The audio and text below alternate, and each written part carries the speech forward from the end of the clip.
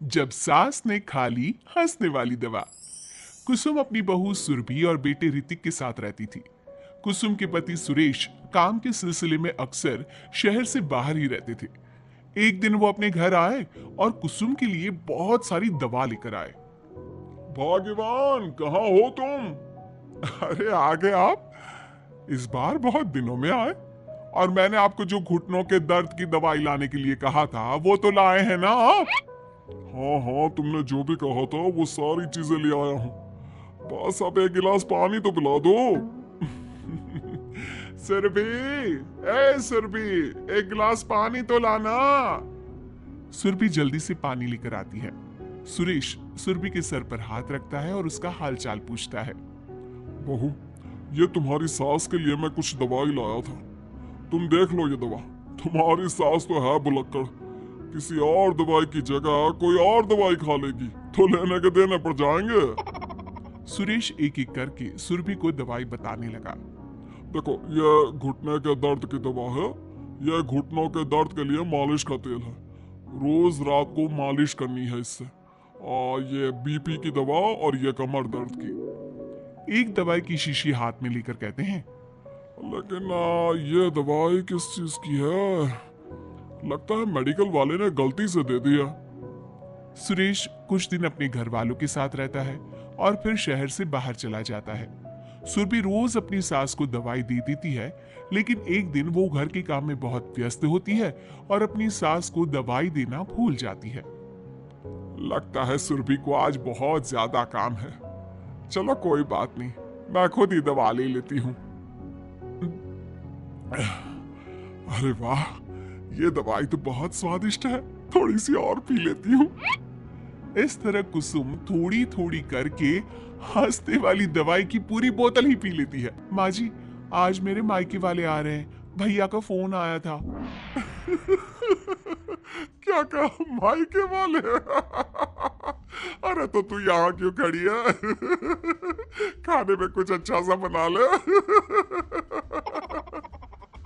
माँ जी, आप इतना हंस क्यों रही हो? आप मेरे मायके वालों का मजाक तो नहीं बना रही हो ना? नहीं नहीं नहीं, मैं कहाँ मजाक बना रही हूँ। मैं तो बस बता रही हूँ। माँ जी, आप झूठ भी बोलती हैं। आप अभी तो हंस रही थी। कुसुम हंसती ही रहती है। सुरभि वहां से चली जाती है और खाने की तैयारी में लग जाती है। थोड़ी देर बाद सुरभि का भाई और सुरभि की माँ आते हैं। कुसुम उन्हें अंदर बिठाती है और अपनी सास को बुला लाती है। समधन जी, कैसी हैं आप? मैं तो ठीक हूँ। आप बताइए, आप कैसे? आंटी जी, आप इतना हंस क्यों रही हो? मैं कहाँ हंस रही हूँ बेटा। जब कुसुम लगातार हंसी जा रही थी तो उन्हें इंसल्ट फील हुई और वे वहां से जाने लगे। अच्छा बहन जी, हम चलते हैं। आपकी मेहमान नवाजी का बहुत बहुत शुक्रिया। सुरभि की माँ जा ही रही थी, तभी उसका पैर फिसल गया और वो बहुत तेज गिरी। माँ, आप ठीक तो है? अरे बहन जी, आप ठीक तो है? आपको चोट तो नहीं लगी ना? आप मुझसे पूछ रही हैं या मेरा मजाक उड़ा रही हैं? बहन जी, पहले तो आप इतनी बदतमीज नहीं थी, लेकिन अब क्या हो गया है आपको? माँ, आप ठीक तो है ना? अंदर चलिए, मेरे कमरे में आराम कर लीजिए। नहीं सुरभि, हम जा रहे हैं।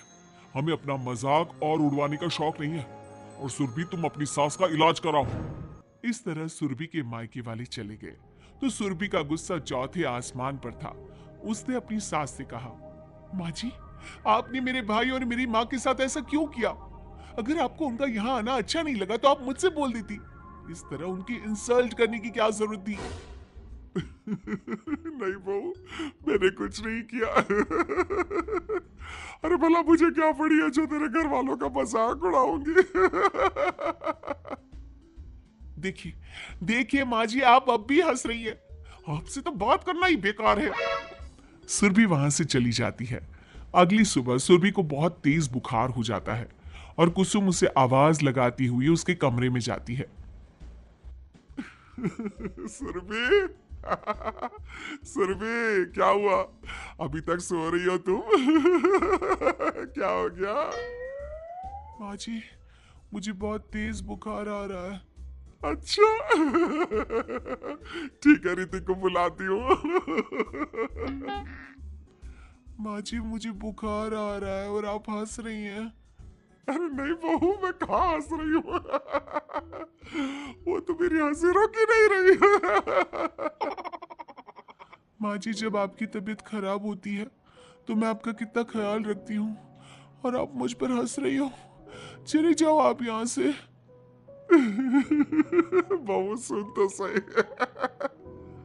नहीं माँ जी, आप जाओ यहाँ से। अब तो आपके बेटे ही आपसे बात करेंगे और मैं पापा जी को भी बताऊंगी कि आजकल आप क्या कर रही हैं। जब ऋतिक घर आया तो सुरभि ने उसे सारी बात बताई। मुझे तुम्हारी बात पर विश्वास नहीं हो रहा। माँ तो तुमसे बहुत प्यार करती है, फिर वो तुम्हारा और तुम्हारे घर वालों का मजाक क्यों उड़ाएंगी? खैर अभी छोड़ो इस बात को, अभी तो तुम मेरे साथ चलो, तुम्हारी दवाई ले आते हैं। कुछ दिन में सुरभि ठीक हो गई। एक दिन ऋतिक को पता चला कि उसकी मौसी के बेटे राहुल की तबीयत बहुत खराब है, तो वो अपनी माँ और पत्नी को लेकर हॉस्पिटल पहुंचा। मौसी जी, कैसे हैं राहुल भैया? बेटी, इतने दिन हो गए मेरे राहुल को बीमार हुए, लेकिन उसकी तबीयत में कोई सुधार नहीं आ रहा। अरे छोटी, हुआ क्या है राहुल बेटे को? कुछ बता तो सही। माँ, आप हंस क्यों रही हो? कहाँ हंस रही हो बेटा? मैं तो अपनी बहन के बेटे के लिए परेशान हूँ। माँ, ये क्या तरीका है?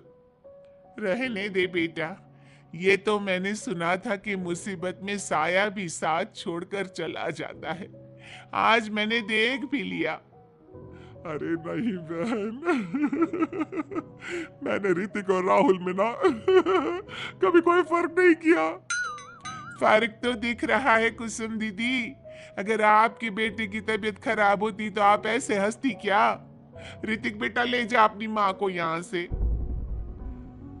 ऋतिक बहुत गुस्से में अपनी माँ से बात करने लगा, लेकिन कुसुम तो सिर्फ हंसी ही जा रही थी। ऋतिक ने अपने पापा को फोन करके बुलाया और उन्हें सारी बात बता दी।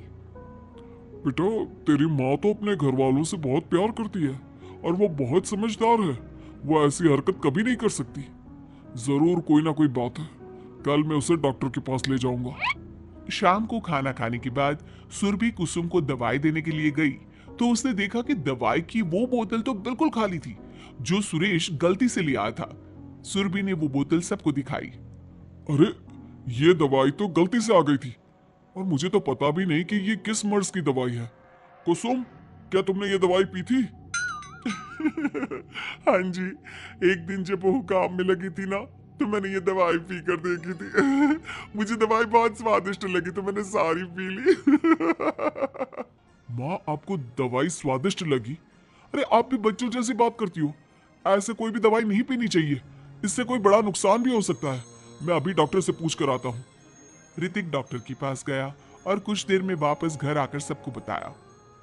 माँ ने जो ये दवाई खाई है ना, ये हंसने वाली दवाई है और माँ ने एक साथ बहुत मात्रा में दवाई खाई है, तो इसका असर थोड़े समय तक तो रहेगा। उसके बाद माँ बिल्कुल ठीक हो जाएगी। अच्छा हुआ जो तू डॉक्टर से पूछ कर आया, नहीं तो हंसते हंसते मेरा पेट ही दुख गया। तुम जब तक पूरी तरह ठीक नहीं हो जाती घर पर ही रहना, और घर पर कोई मेहमान आए तो उससे बात मत करना। आप ठीक कह रहे हो, मैं ऐसा ही करूंगी। अब मैं बिल्कुल हंसूंगी। कुसुम की बात सुनकर सभी हंस पड़े।